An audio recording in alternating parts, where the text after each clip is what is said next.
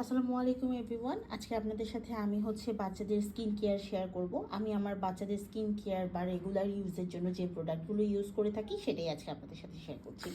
বড় বেবিটার hair care বা শ্যাম্পুর জন্য আমি বুটসের এই শ্যাম্পুটা ইউজ করি। 1.5 বছর ধরে আমি এটা ব্যবহার করছি। বেশ ভালো একটা প্রোডাক্ট। আর আমার বড় বেবিটার বয়স 6+। বড় বেবির বডি ওয়াশের জন্য আমি অ্যাভিনিউ ইউজ করি। ওর জন্মের পর থেকেই আমি এটা ইউজ করছি, বেশ ভালো।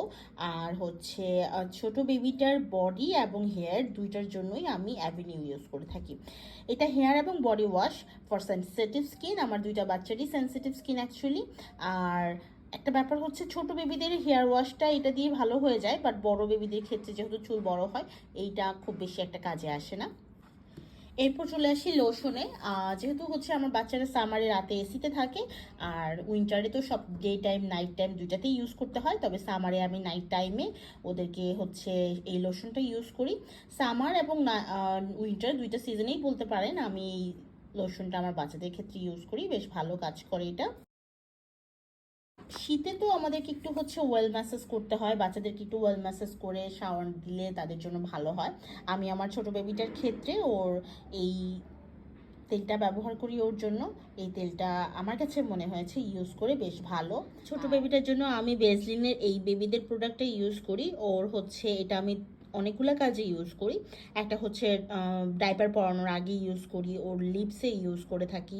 তাছাড়া হাঁটু, কনুই বা পায়ের তালু এই জায়গাগুলোতে যখন আমি একটু ড্রাই ফিল করি তখন আমি ওর এই বেসলিনটা ইউজ করি। এটাও বেশ ভালো কাজ করে বাচ্চাদের গা মসৃণ এবং সুন্দর রাখতে।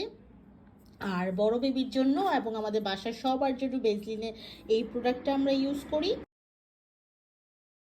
এবার আমি আপনাদের বেবিদের দাঁতের কেয়ার নিয়ে আমি যে প্রোডাক্টটা ইউজ করি, এইটা অ্যাকোয়া ফ্রেশের প্রোডাক্ট। এটা 6 থেকে 8 বছরের বাচ্চাদের জন্য।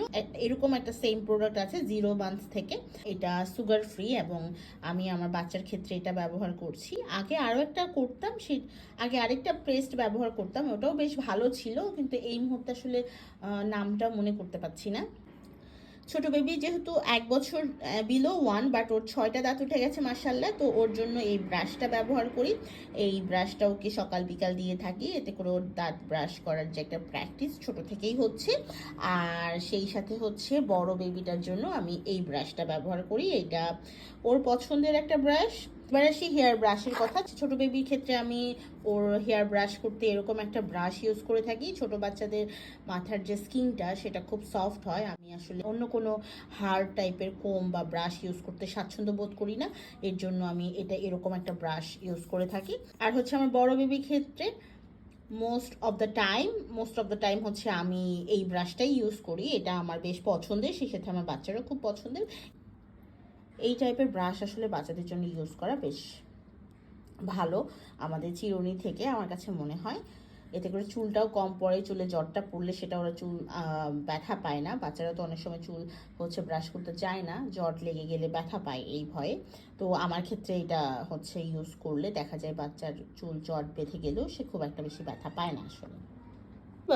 আরেকটা প্রোডাক্ট আপনাদের সাথে শেয়ার করা হয়নি, সেটা এই র্যাশের ক্রিমটা। বেশ ভালো একটা র্যাশের ক্রিম, এটা অনেকটা ম্যাজিকের মতো কাজ করে। আমার বেবির র্যাশ হলে, যেহেতু ডাইপার পরে টুকটাক র্যাশ হলে আমি এই র্যাশের ক্রিমটা ব্যবহার করে থাকি। আমার বাচ্চাদের ডেইলি ব্যবহারের প্রোডাক্ট এগুলোই আমি সাধারণত ওদের ডেইলি ব্যবহারের জন্য ইউজ করে থাকি। আশা করছি এই ছোট্ট ভিডিওটা আপনাদেরকে হেল্প করবে অনেকটাই, নতুন মারা যারা আছেন বা যারা খুঁজছিলেন বেবিদের স্কিন কেয়ার নিয়ে। আজকের মতো বিদায় নিচ্ছি। আল্লাহ হাফেজ।